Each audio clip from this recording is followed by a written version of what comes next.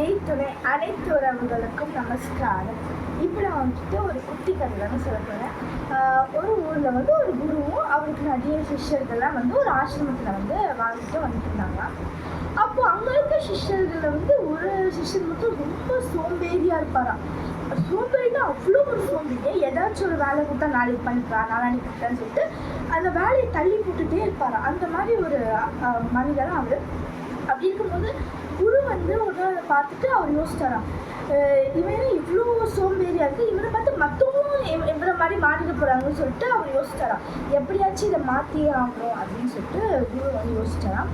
அப்போ வந்து என்ன ஆச்சா, குரு வந்து என்ன பண்ணாரா, அந்த அவர்கிட்ட வந்துட்டு ஒரு கல்லை வந்து கொடுத்தாரா. கல்லை வந்து கையில் கொடுத்துட்டு, இங்கே பாருப்பா, இது நீ நினைக்கிற மாதிரி ஒரு சாதாரண கல் இல்லை, இது வந்து ஒரு மாயக்கல். இது நீ வந்து ஏதாச்சும் இதை வந்து ஏதாச்சும் ஒரு இரும்பு எடுத்து இந்த கல் மேலே நீ தேய்ச்சனா அது வந்து தங்கமாக மாறிடும் அப்படின்னு சொன்னாலாம்.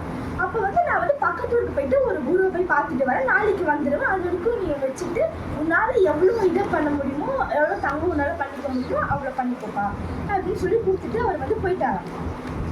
அப்போ வந்து அந்த சிஷ்யர் ஒருத்தர் இருந்தாலும் அவர் வந்து யோசிச்சாரா, இப்போ நம்ம சரி ஓகே நம்ம தங்கம் பண்ணிக்கலாம், ஆனால் நம்ம அந்த இரும்புக்கு எங்கே போகுது அப்படின்னு சொல்லி யோசிச்சாராம். அப்போதான் வந்து சரி நம்ம மார்க்கெட்டுக்கு போயிட்டு வாங்கிக்கலாம் அப்படின்னு பார்த்தா, இப்போ நம்ம போயிட்டு வந்தால் நேரம் ஆகிடும், நம்ம நாளைக்கு காலையில் போய்க்கலாம் அப்படின்னு சொல்லிட்டு யோசிச்சாரா. அப்புறம் வந்து நைட்டு தூங்கிட்டு காலையிலும் ஆயிடுச்சான். காலையில் வந்து பார்த்தா வந்து ஏதாச்சும் குரு வர இல்லையா, அதனால அவர் ரொம்ப நல்லா தூங்கினாராம். தூங்கி 10 மணிக்கு மேலே ரொம்ப லேட்டாக தான் எழுந்தாராம். எழுந்து பார்த்தா 10 மணிக்கு மேலே தான் எழுந்தாலும் சரி ஓகே நம்ம வந்து சாப்பிட்டு மதியானமாக போகலாம் மார்க்கெட்டுக்கு அப்படின்னு நினச்சாராம். அப்புறம் வந்து என்ன பண்ணாலும் சாப்பிட்டு மதியானமும் ஆயிடுச்சான். மதியானமும் நல்லா சாப்பிட்டு என்ன பண்ணாலும் அப்போ எனக்கு தூக்கம் வந்துச்சான். அதாவது மதியானம் சாப்பிட்டு மறுபடியும் நல்லா தூங்கிட்டாராம். தூங்கிட்டாலும் எழுந்து பார்த்தா ஈவினிங் ஆயிடுச்சான். 5 மணி அப்படியே சூரியனே வந்து மறைய அளவுக்கு ஆயிடுச்சான். அப்போ வந்து அவங்க எழுந்து பார்த்தா சூரியனே மழையை கடிச்சா வச்சுச்சோ குரு வந்து போகிறாரு சொல்லிட்டு அந்த கல் எடுத்துகிட்டு ஓடுறாராம் அந்த ஆசிரமத்துக்குள்ள. பார்த்தா அப்போ தான் குரு கரெக்டாக வந்து வராராம்.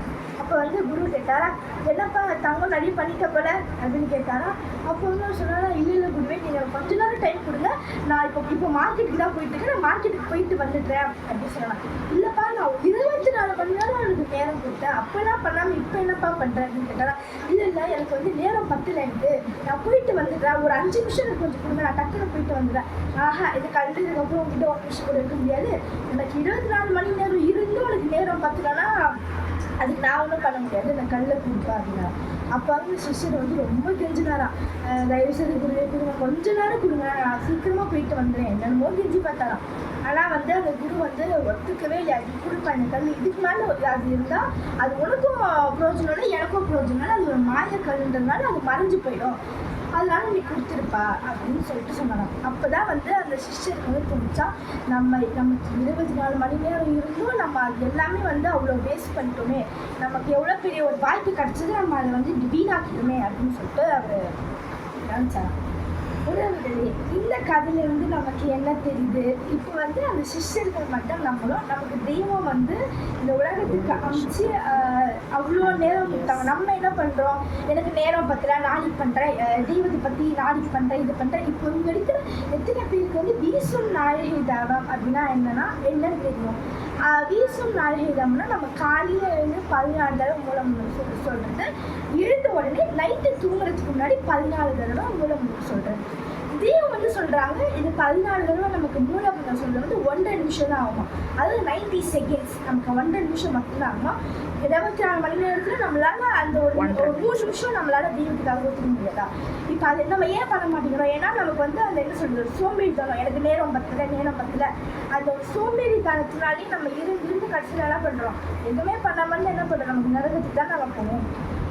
இதுக்கு வந்து தெய்வம் வந்து ஒரு வார்த்தை சொல்லியிருக்காங்க, என்னன்னா வந்து ஒரு தலைமுறை காலம் நான் ஒரு இடத்தில் கூறியிருக்கின்றேன், நீ என்னை திரும்பி பார்க்க மாட்டாயா, இப்பொழுது நீ என்னை திரும்பி பார்க்காவிட்டால் அப்பொழுது நீ கசப்பு தீர்த்த நாட்டம் ஜனம் வெளியாகி நரகத்துக்கு தான் போவார் அப்படின்னு சொல்லிட்டு நம்ம தெய்வமே வந்து சொல்கிறாங்க.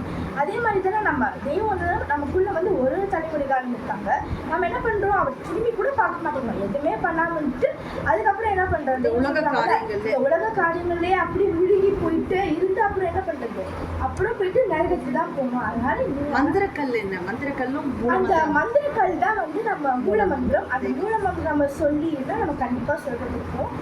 நீங்களாம் இதை பண்ணி எனக்கு ரொம்ப நம்பிக்கை இருக்கு. நமஸ்காரம்.